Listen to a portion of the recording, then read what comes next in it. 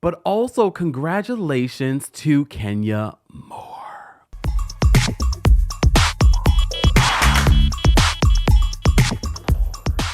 So congratulations to Kenya Moore. Kenya Moore is officially divorced. Okay? 3 long years. Look, 3 long years. Kenya Moore is finally, I was about to say former Real Housewives of Atlanta star. Well, we don't know. No one has gotten a contract yet. So as you know, we've seen this relationship. She was punished by production for not sharing her marriage to Marc Daly. So we had that season without Kenya. Then she came back. She was pregnant. She came back at the end of the season where she wasn't in, and she was pregnant. But since then, there's been a lot of, oh my God, this divorce is ongoing. This divorce is ongoing. When is this going to finalize? And just in time for the holidays, she's finalized her divorce. Our friends over at People Magazine, this article is written by David Quinn and Valerie Nome. They write this: Kenya Moore and Marc Daly are officially divorced. After more than 3 years of litigation, I have finally been granted a divorce, says Moore, who's 52 years old. All right, in an exclusive statement to People Magazine, they came to this agreement during private mediation. She says, I want to thank everyone who prayed for and uplifted me when I needed it most. She continues, I'm excited for this next chapter in my life and being the best mom I can be for my daughter, Brooklyn. The Real Housewives of Atlanta star concludes, as a hopeless romantic, I still believe my forever person exists and know I'll have my happily ever after ending after all. Kenya, sidebar. Look, sometimes that's not what it is. I think we need to let go of the fairy tale ending. Not to say that it can't be beautiful and amazing, but I think we need to kind of let go of these romantic relationships as, oh, it's going to be this picture of perfection that isn't necessarily real. You know what I mean? Whatever it is, because whatever you have with Marc Daly, even though it ended badly and Marc was whatever he was to you, you have a beautiful baby from it. You had a beautiful wedding. I'm sure there were some happy times with Marc Daly. Maybe. Look, maybe. But they were divorcing longer than they were actually married. So People continues, they said, on January 4th, Moore told Andy Cohen on Watch What Happens Live that she had come to consider the split the world's longest divorce since the initial filing in May of 2021. Days later, she admitted that she and Daly unfortunately had not signed a prenuptial agreement before tying the knot. The Bravo star also opened up about having her marital issues aired on Real Housewives of Atlanta in an early January episode of the Tamron Hall show. She said then, it was a struggle just to work through our differences even during the show, she admitted. A lot of it was exposed just how we weren't getting along and weren't on the same page. She says, as I said before, I felt like my voice was stifled a lot because I felt like I had to be a certain kind of wife to get along with him and his personality, she added. That's not what a marriage is about. They continue, they said, Moore said the holdup to the divorce didn't come down to alimony or child support. Moore said the holdup to the divorce didn't come down to alimony or child support. She says he's not asking for anything at this point. It's just a standstill. So until we get a trial date or settle, it's still going to go on. Despite still being married, Moore said her pending divorce hadn't held her back from meeting someone new. Oh, okay. She says that a sentiment she held fast to more than a year later at BravoCon 2023 when she declared, I'm saying it right now, I will be single and divorced before 2024. And here we are. So as you may recall, Kenya Moore and Marc Daly wed back in June of 2017 and welcomed their Brooklyn, their daughter, in November of 2018. They split for the first time in September of 2019, though they seemed to briefly rekindle their romance in February of 2020. Daly confirmed in January of 2021 that the couple had split once again. Moore's court filing that May stated that she had been living in a bona fide state of separation since September of 2019 and that their marriage was irretrievably broken. And officially, Kenya Moore's out of that marriage. Oh, exactly, Trish. Remind the world. Remind the world, Trish. Because even when Kenya said that this has to be the world's longest divorce, maybe in Bravo history, but no, no.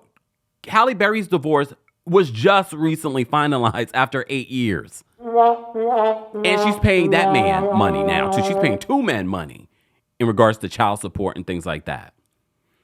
So if we really want to count, I don't know.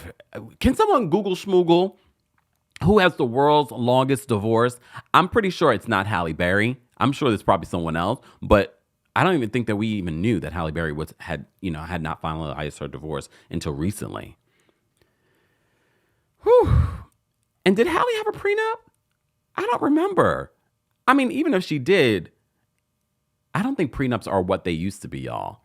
It's still great to have one, but I don't think that they're what they used to be in regards to really solidifying and protecting whoever is in the marriage. You know what I mean? Crystal said all these broke bums. You know what? Come on. It's the holidays, y'all. Come on. Let's get it together. Stop. Yeah, D says Bethany's divorce was longer than Kenya's more. Yeah, it definitely was. I forgot how long it was, but it was definitely more than 3 years. Didn't Bethany just finalize that like a year or two ago? Eesh. But regardless, that's good news. That's good news. Kenya Moore is officially a single woman. Congratulations to Kenya Moore on that. I'm happy for her, which made me think to myself, well, now with all these life changes happening with some of these housewives, it's sort of like, do you want to see a single Kenya Moore? Okay, shut up. I heard what you were thinking. Kempire, we've seen a single Kenya Moore. But a Kenya Moore single mother, Kenya Moore. Oh, Kempire, we've seen that too. I'm just saying. Okay. Thank you, Mama Allie. Mama Allie says Bethany's divorce was 7 years, is what she said in a recent interview. See, I knew it was pretty damn long. It was pretty damn long. So, yeah, she has probably the longest divorce in Bravo history. But Halle Berry has it on all of us at this point. 8 years? Oh, thank you so much, Brooklyn Diamond. Brooklyn Diamond got us the longest divorce in history is Perperna versus Perpona. 21 years trying to get a divorce. Damn. I'm glad I saw this comment. Thank you, Ms. Brooklyn Diamond. Wow. I need to Google Schmoogle that. I want to know a little bit more about that. Damn it. Maybe I should Google Schmoogle it now. Come on. This is our show. We do what we want. Let me see. Hold on. Yeah. It was in the New York Post, y'all. So the longest divorce in history, 21 years, was in the New York Post. Let me just get this. Let me call this up for a second, y'all. Guys, you're just joining us. This is our Tuesday Takeover where we cover a variety of hot topics, but also reality TV news. We were just talking about Kenya Moore and her divorce, and we were like, is this the world's longest divorce? Well, back in 2005, the New York Post posted this: 21 years war, longest divorce in state history. Oh, in state history, but I don't know if it's the longest, but it seemed like this might be the longest. 21 years divorcing someone? So the New York Post wrote this back in 2005, March of 2005. And they said it has raged for more than 21 years and cost hundreds of thousands of dollars. But now New York's War of Roses, the state's longest and most bitter divorce action, is lurching to an end. Nicholas Purpura, 62, a former partner at a Wall Street powerhouse, Bear Stearns. Also, you knew there was money. Come on now. And his ex-wife, Barbara, have been slugging it out since 1983 in a fight over assets that has spawned thousands of hours of courtroom testimony. The couple have been legally divorced since 1988, but the battle has endured another 17 years. You know how the level of toxicity for you to hold on to something like this for this long? Along the way, Purpura versus Purpura has gotten so nasty that she sued him for abandonment, and he countersued her for cruel and inhumane treatment.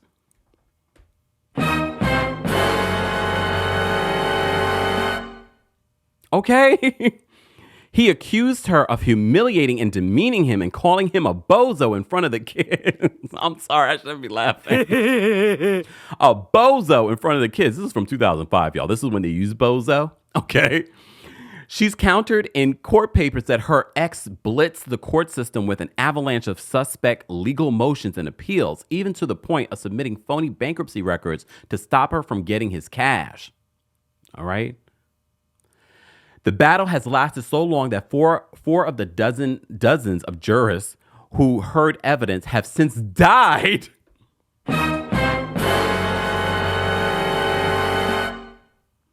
But a recent ruling that now requires that the former stockbroker to sell his prized Staten Island home and split the profits with his ex finally looks like the end to an epic saga. Last month, the $2.5 million 17-room home on West Entry Road, on Staten Island's fashionable Toad Hill. Oh, I'm from Staten Island, so Toad Hill, they got money over there. All right. Where Purpura lives with his third wife, was deemed a marital asset that should have been sold years ago. So he had to move out? Desperate not to lose the turn of the century property, which boasts 6 working fireplaces, an English I need to see this. An English seating greenhouse and running streams with goldfish the size of trout. The ex-broker has filed yet another motion, this time to keep the proceeds in an escrow account while he awaits the outcome of 4 pending appeals. Kenya, I hope you see this and realize that, at least yours wasn't this bad. They said, but any last-minute intervention from the courts that may stay the imminent sale of his home could come too late, and he has actually begun to pack moving boxes. The once wealthy Purpura, who spent more than $100,000 on 6 different divorce lawyers, has appealed so many times that he's now representing himself. So he spent all his money in this divorce? The divorce has destroyed me financially. I lost my job because of this, and my second marriage too. He was on his third at the time of this. I wonder if he's married again. But I won't stop fighting, even if I have to live in a pup tent. Is he living in a pup tent now? Can someone give me an update on this divorce? Purpura says his ex-wife has already kept all the furniture and all the valuables the pair accumulated together, and the only thing he has left is an antique gun collection, which he's now selling off to live. Like, why would you even go through all of this after it? Oh my God, this is what I'm talking about. All right. His ex-wife's lawyer, Jeffrey Strauss, says the court have been more than tolerant of Purpura, who has appealed every decision in the divorce unsuccessfully.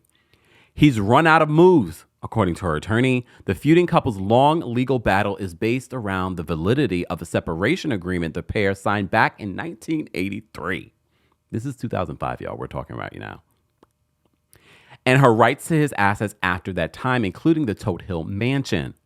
Purpura has even accused his ex-wife's lawyer of conning him out of the money and claims the court system itself has been influenced against him by a judge with a vendetta, whom he sued in a separate case.